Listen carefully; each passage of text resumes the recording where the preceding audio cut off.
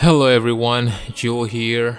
Recently, we had a somewhat bad news about the release date of Elden Ring. That's right, it was delayed until 25th February. I know we are at the verge of the Halloween at this point, but maybe these games can help all of you to regain your souls back to prolong the Age of Fire a little bit more. Alright, let's get started.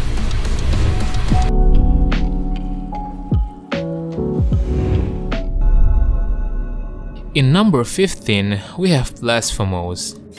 Dripping with a gruesome style, Blasphemous makes a great first impression. The game excels at creating a chilling atmosphere.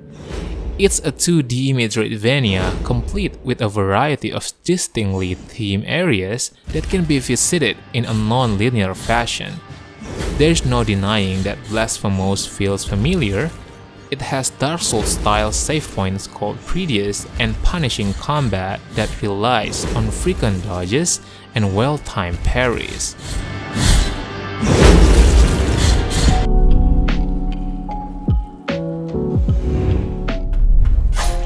In number 14, we have Lilies, Quietus of the Nights.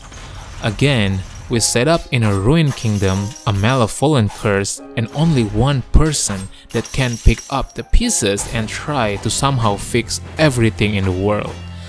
Of course, this setting feels like another copy of some Souls-like games. However, this game still manages to carve its own place thanks to its presentation, soundtrack, and action-filled gameplay. A word of caution should be given regarding the difficulty, since both regular enemies and bosses can prove to be quite hard to beat, especially in the final act.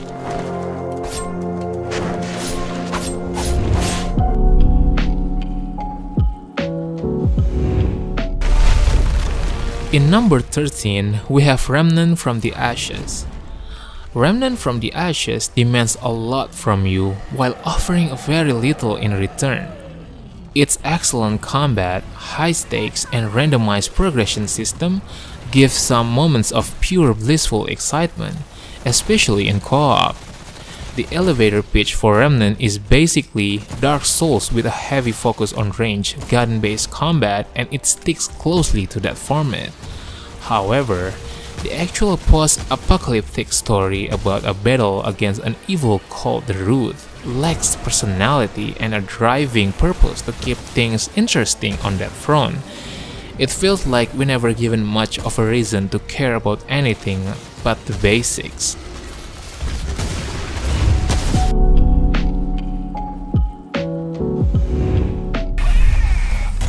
In number 12, we have The Surge 2. Sequels are a tricky business. There are plenty of instances where, despite a few new good ideas and generally high quality, it doesn't create quite as much of an impression. On paper, The Surge 2 does exactly what it should in order to achieve the goals of a sequel. It's retained a lot of what worked in the first game and throws in a few solid system updates and quality of life improvements aimed at making a better version of the original. However, there are some environmental design and storytelling decisions that eliminate some of the original's charm and cause the story to trip over its own feet. Overall, I'd say this is still a pretty good game if you want to play some sci-fi Souls-like. It's just a shame that the game couldn't push the potential a little bit more.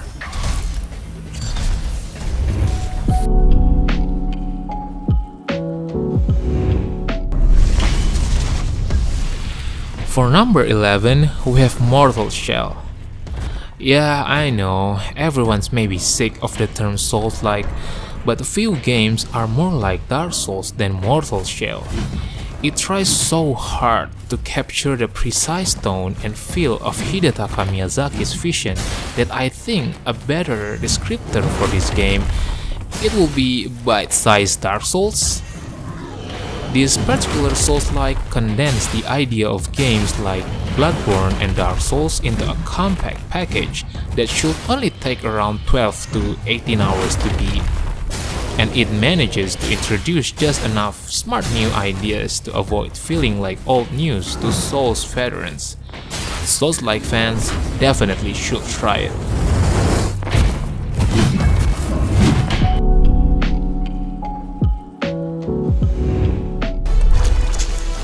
In number 10, we have Code Vein. If you've seen a trailer or any preview footage for Code Vein, the elevator pitch is clear. It's an anime Souls-like, an action RPG that promises the steep challenge and cautious combat that we've all become very acquainted with in recent years. Code Vein doesn't simply layer generic anime style and storytelling on top of a Souls clone and call it a day though. Its unique post-apocalyptic sci-fi meets anime horror atmosphere really stands out. Also, its flexible class system and AI partner distinguish it from its peers mechanically.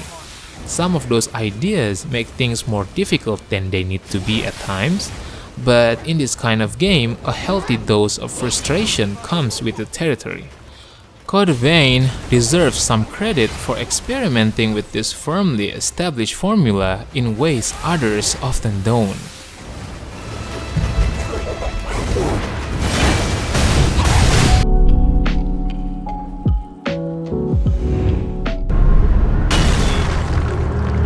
In number 9, we have Dark Souls 2, Scholar of the First Sin.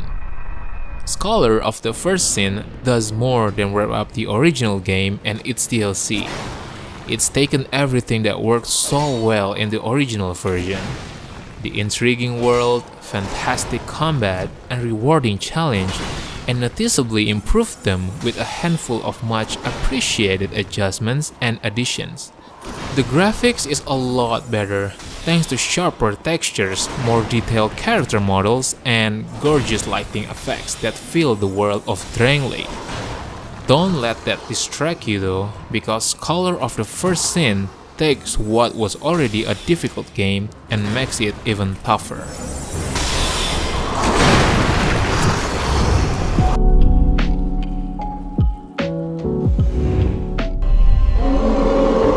In number 8, we have Dead Cells. Dead Cells is a triumph of shockingly good game design. The heart of Dead Cells is its layered commitment to risk and reward. At its surface, you're a prisoner reanimated for some unknown reason to run through a dozen levels that are gorgeously detailed, even though they are randomly generated, only to die and use what you have learned and collected to get a little further next time. This loop is at the core of what makes progressing through Dead Cells so special. Each new zone you reveal, each new artifact or weapon or skill you uncover, it all spurs that bittersweet. The placement and order of its levels are Dead Cells' skeletal frame, but the ever-changing layouts, enemy and item placements are the blood that pumps through its heart.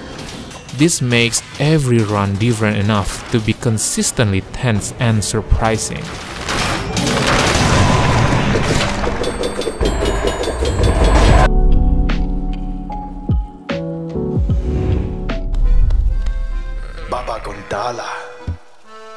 For number 7, we have Hollow Knight. It's not hard to get lost in the deep of Hollow Knight's world, and I mean that in more ways than one. The catacombs of Hallowness have countless paths to explore and secrets to find. But more than that, it's rich with lore, history, and purpose that make you want to uncover every inch of it. You could wander in basically any direction and find bosses to fight, upgrades to collect, and secrets to uncover. But what is truly captivating about exploring this long-dead kingdom is its atmosphere. Art, music, color tone, sound, and a lot of other details combine to give each area of the map a distinct sense of place in a way that it feels intentional and alive.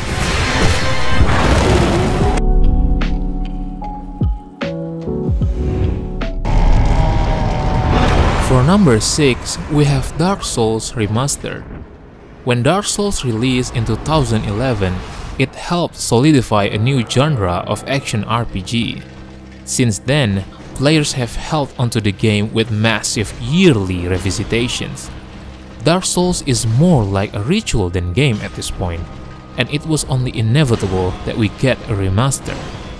The Souls games are about small victories, finding the path to that item you saw, learning how to parry a dangerous enemy, fighting a boss a dozen times until you finally defeat them. Each step forward feels significant in ways that many games can only dream of. The appeal of Dark Souls is the appeal of self-validation. And now, all of this PTSD is coming back to you in full HD.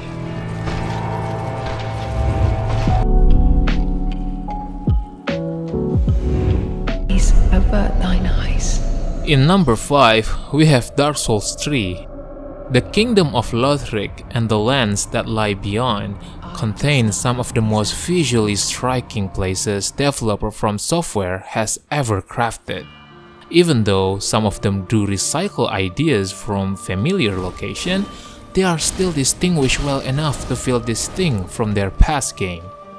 Every level is not only full of amazing architectural marvels, but also dense with things to do and see from moment to moment. Exploration is the cornerstone of this series, and the game does give a great reward to that effort. You could spend hours in a single area, diligently investigating every dark corner or side road, and be consistently rewarded with some interesting story revelation, new gear, mini-bosses, and even entire secret areas. This is a must game to play for any Souls-like fans.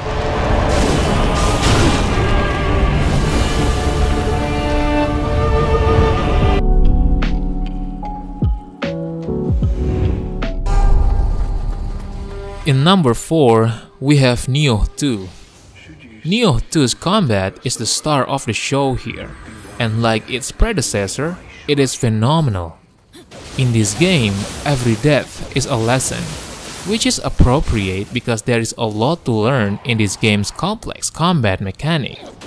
Nioh 2 takes everything the original game built and evolves it magnificently, adding all sorts of new nuance to the combat, but every gift it gives you is balanced with a stiff backhanded slap of difficulty to keep your ego in check.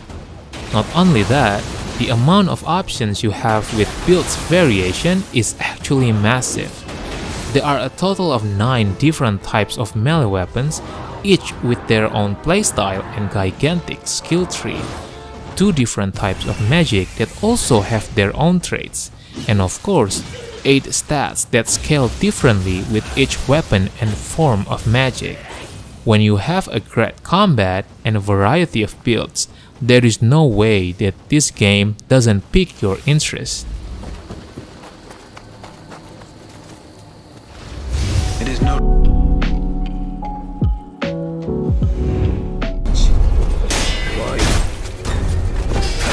For number 3, we have Sekiro, Shadows Die Twice. Sekiro is immediately its own beast when it comes to stealth, combat, and movement, especially because of that prosthetic arm strapped to your character. Where all previous Soulsborne characters felt rooted firmly to the ground as they walked down hallways and slowly climbed ladders, Sekiro's level design has permission to be much more vertical. The sense that you are only ever a dead end away from being cornered, overwhelmed, and murdered is an almost non-existent concern. There is always a way out if you thought like a shinobi instead of a barbaric brain-dead warrior. The emphasis of Sekiro's combat is on skill-based swordsmanship that requires a mastery of an excellent new countering system. While parries and dodges have always had an organic feel in Bloodborne and the Souls series, in Sekiro they are much more heavily emphasized and crucial to finding any success against enemies.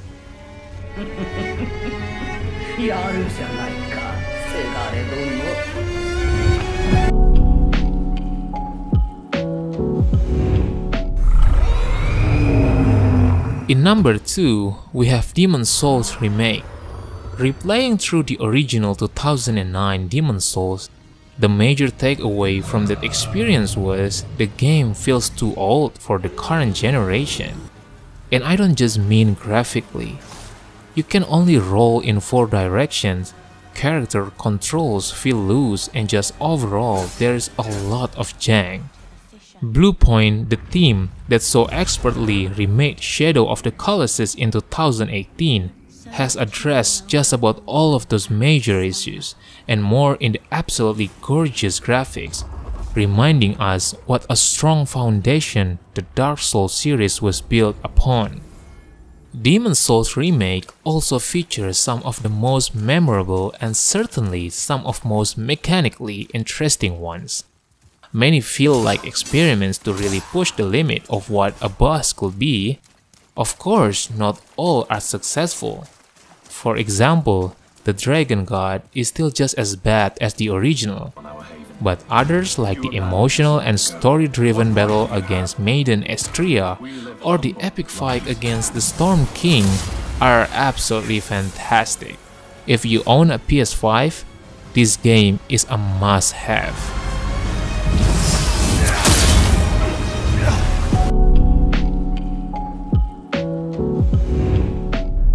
Oh, yeah. Pale blood. Finally, for the number 1, we have Bloodborne. There is an incredible power to Bloodborne. Its unconventional approach to action RPG gameplay walks a fine line between utter elation and despair as it takes us on a journey through the highest peaks of satisfaction and the deepest, blackest pits of exhausted desperation. Bloodborne's semi-open world structure and hard-earned progression draw heavily from the Dark Souls and Demon's Souls games, though the aggressive new pace of combat is all its own. Not only that, there's a sense that this strange and dark place is alive. You could find a subtext of criticisms on real-world concepts like faith and worship in the understated dialogue. Everything is packed with a hidden meaning, and spending time speaking with the forgotten citizens of the city of Yharnam yields new ways to interact with the world.